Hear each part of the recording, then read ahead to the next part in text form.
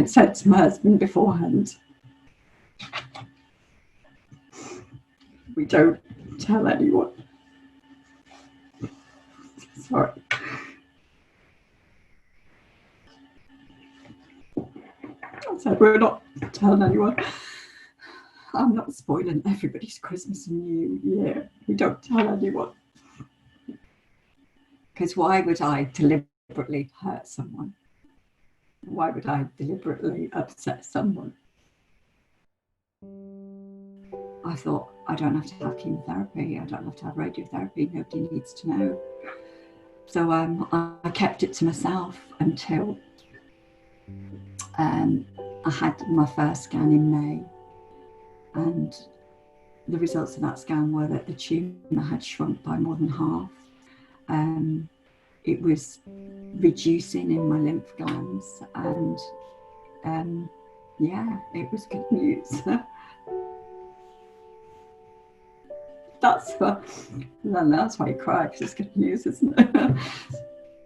At that point, I decided I'd tell my children and my siblings. And really, they're the only people I've face-to-face told. And even when I go for like scans, and I never tell anyone. I never say I'm having a scan. I just have the scan, and then when the results are out, then I'll tell people, tell my family.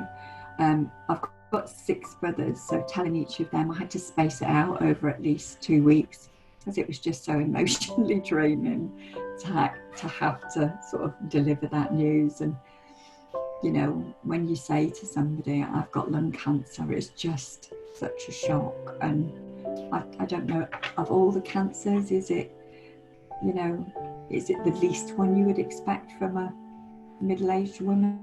I go to work every day, I do all the normal things. So to say, oh, you've got a terminal disease, but also look at you,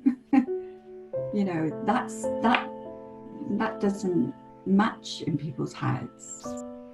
I don't want to be that person that people feel sorry for and don't know what to say to, and are uncomfortable around.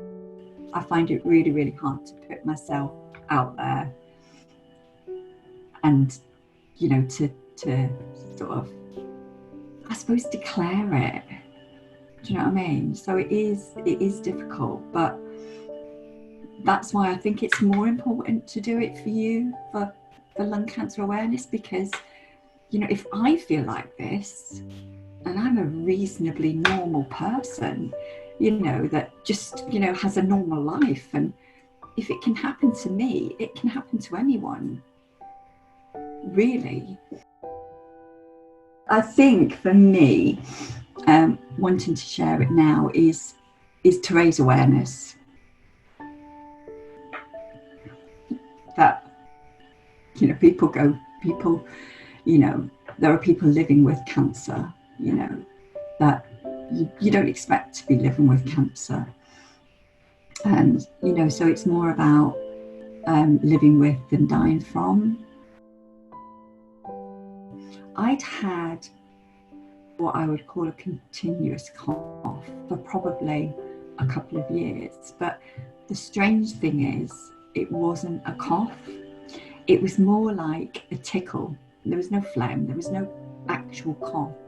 Now that I know that what my diagnosis was, and I had enlarged lymph nodes, and those lymph nodes were pushing against my trachea or my windpipe, and it was that pressure that was almost like what was causing that cough. So it doesn't necessarily have to be a cough where you're actually coughing, if that makes sense. It doesn't necessarily have to be a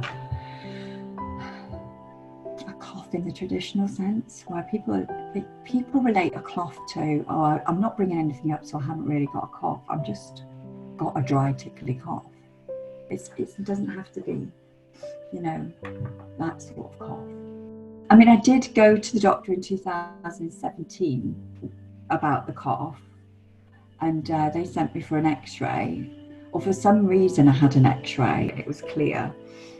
And then you think by 2018, the end of 2018, I had 2 tumours and various enlarged lymph nodes. I did think it would never happen to me, but don't we all? Let's be honest. People should probably be more aware of what their body's telling them and don't push it to one side. You know, if you've got a feeling about something, it's probably for a good reason, you know, and take advantage of it, and, you know, go and see your GP, you know, make that contact, because, you know, that could make all the difference.